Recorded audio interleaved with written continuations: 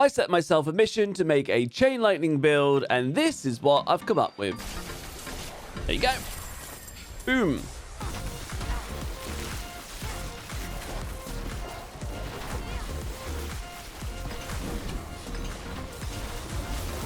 Like, I've been experimenting. I've spent 150 million so far re-rolling lightning builds.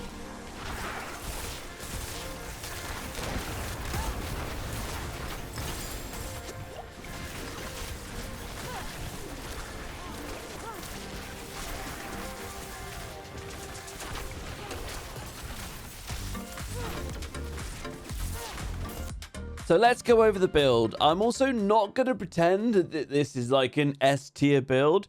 Chain lightning does have its weaknesses. You get to find that like chain lightning will bounce off, not quite hit the things that you want. Arclash is there as a bit of a backup for this build. It also helps to reduce our cooldowns, which is also quite nice for a bit more kind of like speed farming. And as with all of my builds, you can catch them on Mobalytics. Link will be down below. You've got like your stat priorities, Paragon Board kind of walkthrough, but there is a separate one for that. The summary, like gameplay loop, what to do, obviously all the skills. And then as I say, you got the Paragon Board. Everything here shows you what everything is. Nice and easy for you. But let's go over some of the stuff here so we can actually take a look. So bring up the skill tree straight away. We've got 5 points into arclash. Also for the enchantment, we've got firebolt. This helps to reduce cooldowns. Maxed out chain lightning. I've actually come down here for the crackling energy just to be able to make sure we have like infinite mana. We're also maxing out elemental dominance. I've put the point into flame shield coming up for the heal. We've got teleport coming over for the damage reduction. We also have Frost Nova for the vulnerable, very standard, and I've popped 1 point into Elemental Attunement. If you like this passive and you want to put more points in, you could lower the damage from Arclash. You can take points out of this if you want to like lower the cooldowns of stuff. So feel free to fiddle that if you want to. We've got Lucky Hit Chance here as well. This helps with Fist of Fate that we are using. Isn't necessary for the build, but definitely helps ramp up the damage from like Devouring Blaze. So I highly recommend finding that and having it and putting in precision magic. I've also put 2 points free and free to make us a little bit more tanky with this because I've actually got just the 1 natural point in glass cannon from our Raiments. Raiments, unfortunately, is something you're going to need for this build to be able to keep your mana up really high. There are other things that you could do, but you'll lose out on damage. So I tried to make this not so focused on insane damage. If you wanted to take some points out of this or Arclash and ramp up glass cannon, absolutely fine. You can put the extra 3 points in here and get 4 points total to be able to get more damage. If you want to do that, do it. I wanted to make this a bit more tanky because this isn't the damage from chain lightning just isn't massive compared to like meteor or ice shards, but it is fun to use. So here we go as well. We've got the Inner Flames, obviously, Devouring Blaze. We've got 3 points on the Amulet, and Devouring Blaze is huge. We've come down here, Static Discharge, whatever.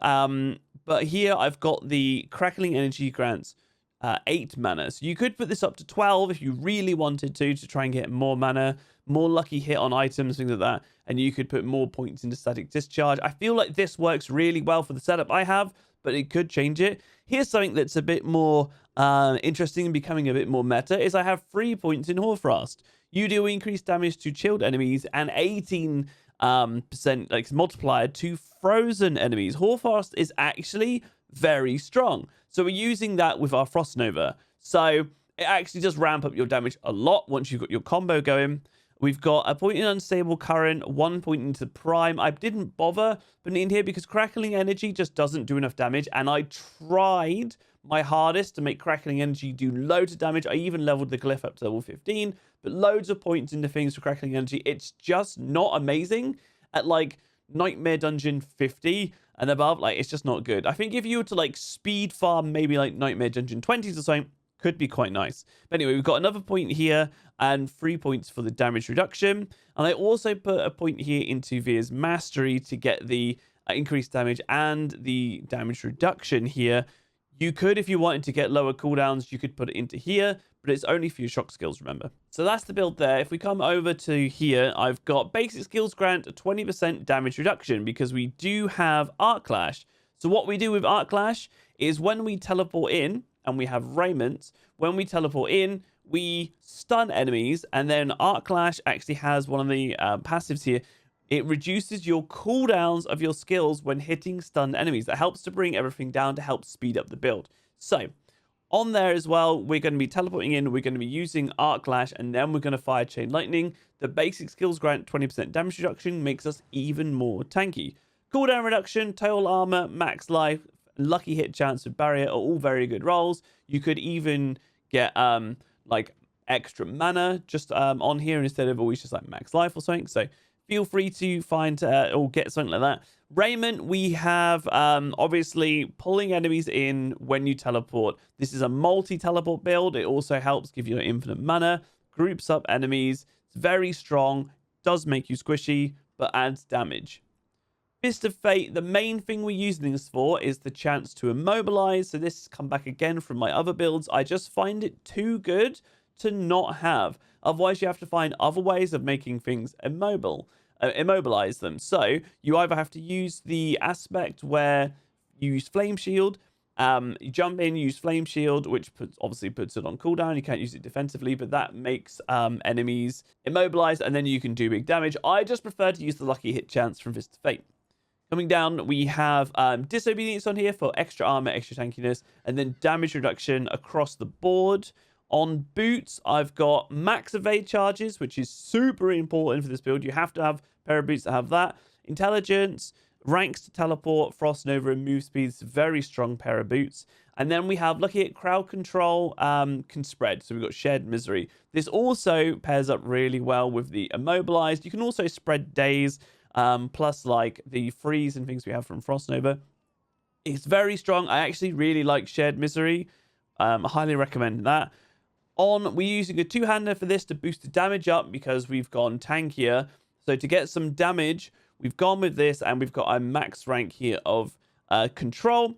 Very strong. Damage to close, vulnerable, critical strike damage, intelligence. You can do core skill damage, but damage to close works better because we're also using arclash.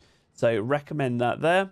Cooldown reduction, all mastery skills. You don't need the all mastery skills, but the plus ranks for the defensive and the plus ranks to Devouring Blaze are very strong here.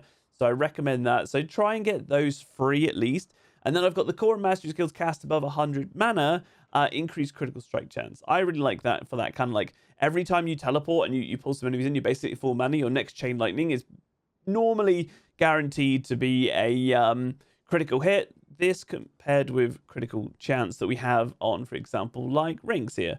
So this ring, distant enemies have 8% chance to be stunned, and then you do extra damage to stunned enemies. This is Retribution, and Retribution is a it is a stunned damage multiplier. So we got a lot of stun damage from the Paragon Board you see in a moment. Vulnerable, crit, and extra mana is useful here.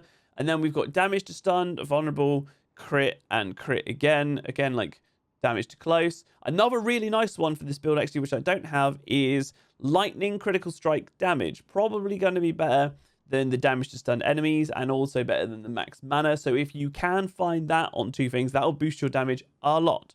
And then here I'm using prodigies for extra mana sustain. I have tested using it without using prodigies to put an extra offensive aspect in, and it does work. You just have to use your teleports and your stuns a bit better. Makes it a little bit worse for bossing, but as long as you're doing like not really doing like dungeons at like tier 60 or above, you're normally fine. So you don't have to even use prodigies because the mana sustain is so good with all the stuns, but it does help keep you topped up. So up to you if you want to use that.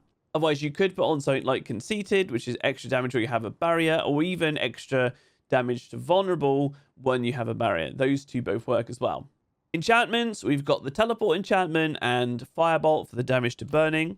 With the Paragon board, let's zoom through this. The first one we've got here is Elementalist. This also boosts the non-physical nodes here. We're coming up the first board here, Static Surge. We're going to take this to give us mana when we stun. We're also taking these massive nodes here for extra stun damage.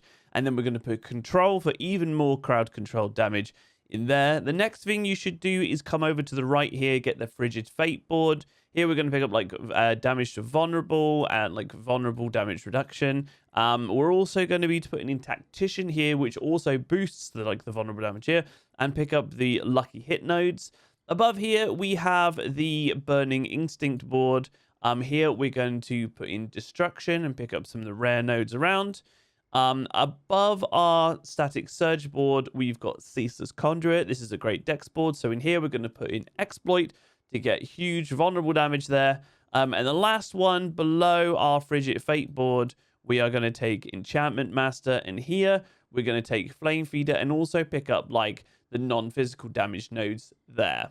Here's the stats for anybody who wants to see. So we've got things like 173 Critical Strike, 265 Vulnerable, 578 stun. This doesn't show properly when you're in town, by the way.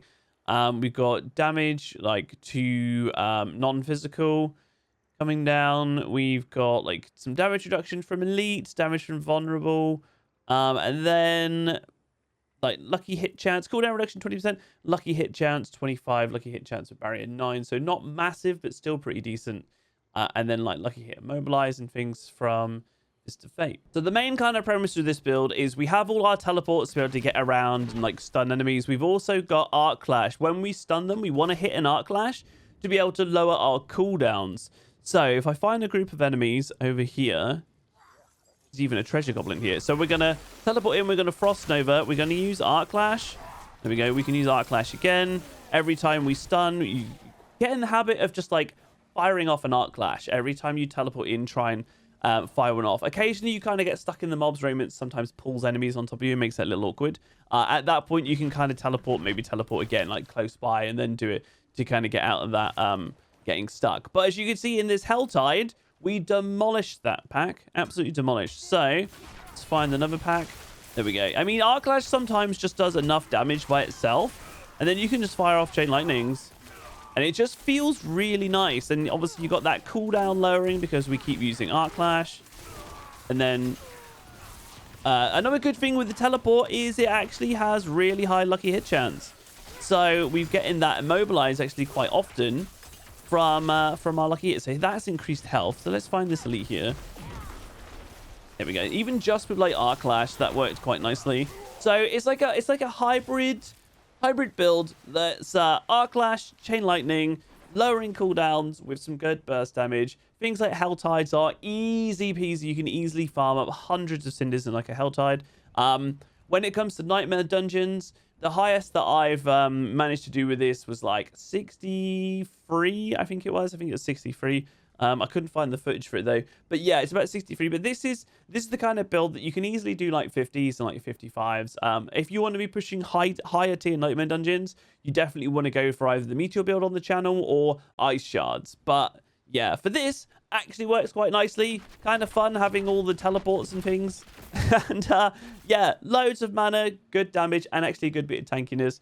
Let me know what you think about this build down below. Appreciate you guys. Until the next one, I'll see you very soon. All right, cheers.